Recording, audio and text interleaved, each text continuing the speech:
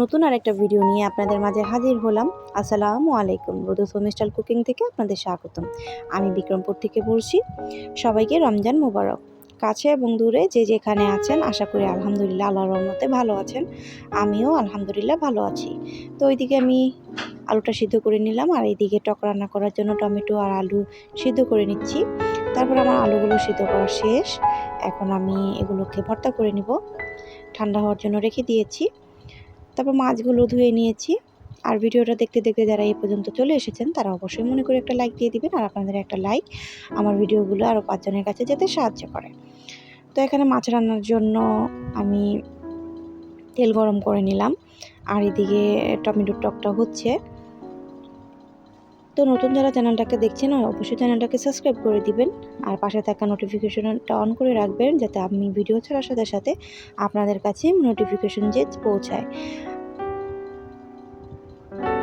আর আপনারা আপনাদের সময় সুযোগ বুঝে ভিডিওগুলো দেখে নিতে পারেন। তো এখানে কথা বলতে বলতে আমি পেঁয়াজগুলোকে ভেজে নিচ্ছি। তারপরে হলুদ গুঁড়া, মরিচ গুঁড়া, আদা বাটা দিয়ে আমি মশলাটাকে কষিয়ে নেব।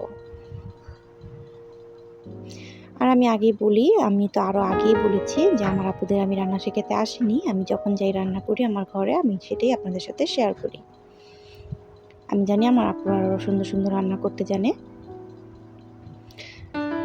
তো রমজান মাসে ভিডিও বানাতে এবং এডিটিং করতে অনেকটাই পরিমাণে কষ্ট হয়ে যায়। তো চাই চেষ্টা করে রেগুলার ভিডিও দিতে, তারপরেও পেরে উঠি না।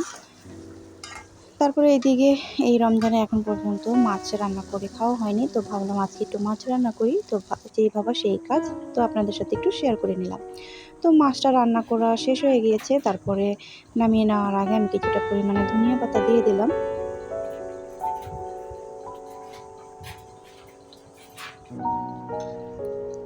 তারপরে এখানে আমি আলুগুলো ভালো করে ম্যাশ করে নিয়েছি। এখন ভর্তা করে নেব। পেঁয়াজ কুচি, শুকনো মরিচ গুঁড়া, 5 ফোড়ন গুঁড়া, লবণ দিয়ে আমি এখন ভালো করে পেঁয়াজগুলোকে মথে নিয়ে তারপরে ভর্তাটা করে নিলাম। আর এইদিকে টকটাও জাল করা হয়ে গিয়েছে। এখন বাগার দিয়ে দিব। পেঁয়াজগুলোকে ভেজে নিচ্ছি।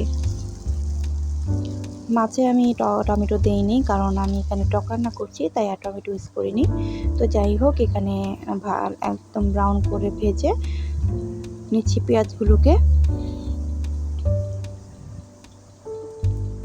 ভাজা শেষ। এখন আমি টমেটোর টকটা এখানে দিয়ে দিব।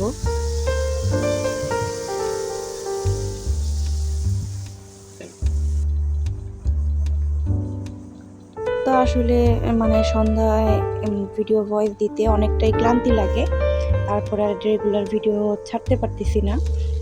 তো যাই হোক, আমার টকটা রান্না করা শেষ। আর এইদিকে আমি বুটের জন্য আলু সেদ্ধ করতে ভুলে গিয়েছি, যেহেতু আমার বুটগুলো আগে থেকে সেদ্ধ করা। তারপরে আমার মতো এরকম ভুল কে কে করেন অবশ্যই কমেন্ট করে জানাবেন।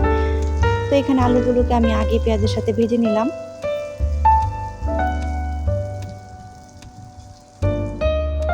ভাজা শেষ হয়ে গেলে বুটগুলো আমি এখানে দিয়ে দিব। তারপরে আদা পেস্ট, তারপরে হলুদ গুঁড়া, মরিচ গুঁড়া দিয়ে আমি বুটটাকে ভালো করে কষিয়ে নিব। আজকে একটু অন্যভাবে বুটটা রান্না করা হলো। সব সময় তো বুটটাকে আগে কষিয়ে তারপরে আলু দিয়ে দিই। আজকে আলুগুলোকে পেঁয়াজের সাথে ভেজে তারপরে বুটগুলোকে দিয়ে যাবতীয় মশলা দিয়ে দিলাম।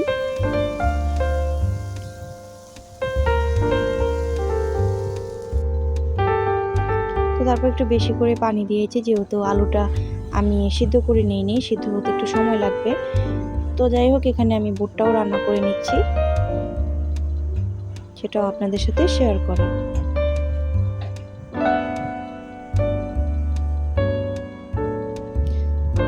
তো বুটটাও রান্না করা শেষ। আর এইদিকে আমি আলুর চপগুলোকে শেপ দিয়ে নিয়েছি। তারপরে এগুলো আমি রেখে দিব ফ্রিজে। আমি প্রায় সময় এরকম করি, 2-1 দিনের জন্য বানিয়ে রেখে দিই, কারণ এতে আমার কাজের অনেকটাই পরিমাণে সুবিধা হয়। রেগুলার ভর্তা করে আলুর চপ বানাতে অনেকটাই সময় লেগে যায়, তাই এরকম করে বানিয়ে রাখি। আর এইদিকে আমি তরমুজ কেটে নিচ্ছিলাম। তো তরমুজ, বাঙ্গি, শসা এগুলোকে আমি কেটে নিয়েছি।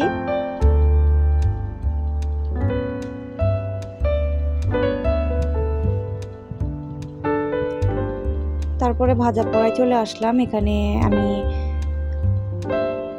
ডালগুলোকে একদম পেঁয়াজের জন্য আমি মেখে রেখেছিলাম। তো এগুলোকে আমি ভেজে নিব।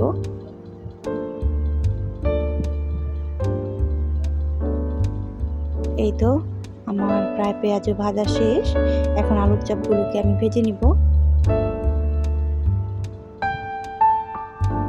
আসলে সন্ধ্যার আগ মুহূর্তে সব গৃহিণীদেরই একটা চাপ পড়ে যায়, তো সম্পূর্ণ ভিডিও করা সম্ভব না। আর রোজার মাসে এত বড় লং ভিডিও কেউ দেখবেও না, এই জন্য যতটা সম্ভব আমি ছোট ছোট করে ভিডিও ছাড়ছি। তো যাই হোক, পরে আলুর চপগুলো ভেজে এখন আমি একটু কয়টা এখানে ধনিয়া পাতার চপ বানিয়ে নিলাম, সেটাও আপনাদের সাথে শেয়ার করে নিলাম। এই তো আমার ভাজাগুলো করা শেষ। তারপরে এই তো আজানের টাইম হয়ে গিয়েছে, আপনাদের ভাই আগেই মুড়ি মেখে নিচ্ছে। তো আজকের ভিডিওটা এই পর্যন্তই। সবাই ভালো থাকবেন, সুস্থ থাকবেন। তো আমরা সবাই বসেছিলাম আজানের জন্য। আসসালামু আলাইকুম, আল্লাহ হাফেজ।